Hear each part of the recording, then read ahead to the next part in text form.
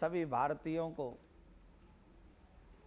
मैं या भारतीय परंपरा को मानने वालों को मैं सभी को प्यार से राधे राधे कर रहा हूँ।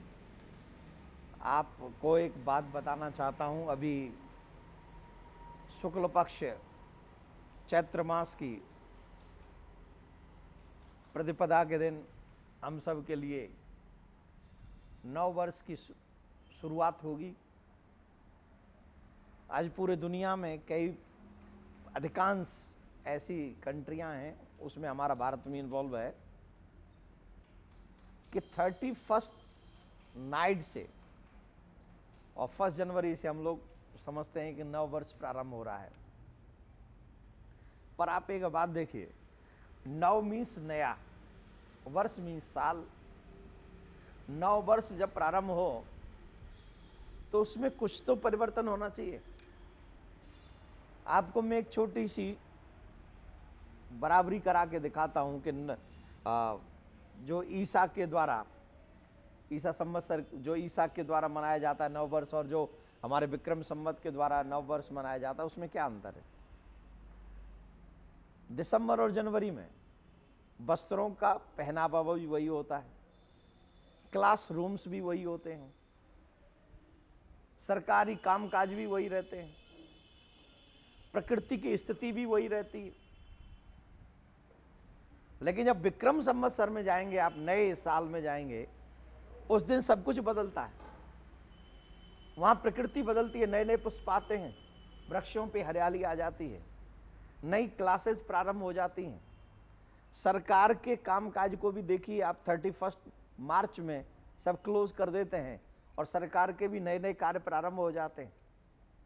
बच्चों की नई क्लासेस प्रारंभ हो जाती हैं, प्रकृति नए रूप में उभर के आती है, किसानों के घर में नया अन्न आता है। जनवरी दिसंबर में तो वही फसल खेतों में ही रहती है, लेकिन मार्च में वही स्थिति जो है, जब संवत्सर बदलता है, नव वर्ष लगता है, वहाँ क्या होता है, वहाँ किसानों के यहाँ नई फसल पहुँच जाती है, उनमें एक नई ऊर्जा उत्पन्न हो जाती है। प्रकृति में भी नए नए पुष्प खिलकर आते हैं, प्रकृति भी नव रूप धारण करती है, चांद तारों की भी स्थिति बदल जाती है, नव हो जाती है, ग्रह नक्षत्र बदल जाते हैं, सब कुछ बदलता है, तब होता है नव संवत्सर। आज ही के दिन इस सृष्टि की रचना की। सनातन धर्म के अनुसार अगर विक्रम संवत्सर के अनुसार नव वर्ष मनाते हैं तो देखिए, नव वर्ष में पहला नवरात्र आता है, सारे घरों में देवीमय वातावरण, भक्तिमय वातावरण हो जाता है। और ये जो लोग 31 को नव वर्ष मनाते हैं, उनकी स्थिति देखिए विचारों की, सब नशे में धुत हो जाते हैं, सब गिर जाते हैं, सबकी मानसिक संतुलन जो है खराब हो जाता है।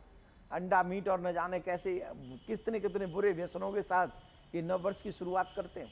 आप सोच रहे होंगे महाराज आप लोग भी तो 31 मनाते हो, लेकिन हमने क्यों शुरू किया? हमने इसलिए शुरू नहीं किया क्योंकि हम उनके साथ एंजॉय कर रहे हैं, हमने इसलिए शुरू किया जैसे हम अपने भारतीय नौजवानों को उस बुरी दशा से बचाकर अच्छी दशा में लाएं, और उनके साथ में हम लोग भजन कीर्तन के साथ उनके ही मुताबिक अगर वो मानते भी हैं तो कम से कम भगवान के साथ उनका नव वर्ष मनाएं। आप सभी भारतीय परंपराओं को मानने वालों से मैं एक निवेदन करूंगा, छोड़ दीजिए सब व्यर्थ की बातों को। जहां प्रकृति नहीं हो रही है वही नव वर्ष है। जहां पर सरकार की चीजें, देखो सरकार खाते कब नए बनाती है, सारे क्लोज करा देती है 31 मार्च को, लेकिन नव वर्ष मनाती नहीं।